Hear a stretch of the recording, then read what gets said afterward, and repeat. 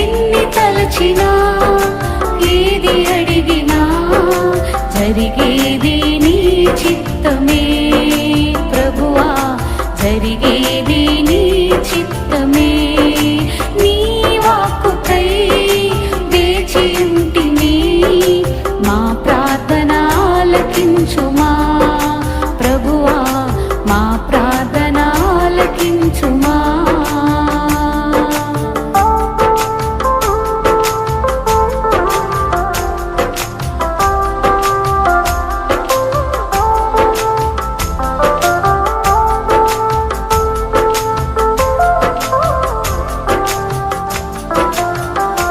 నీ తోడు లేక, నీ ప్రేమ లేక ఇళ్ళలో ఈ ప్రాణం నిలవలేదు.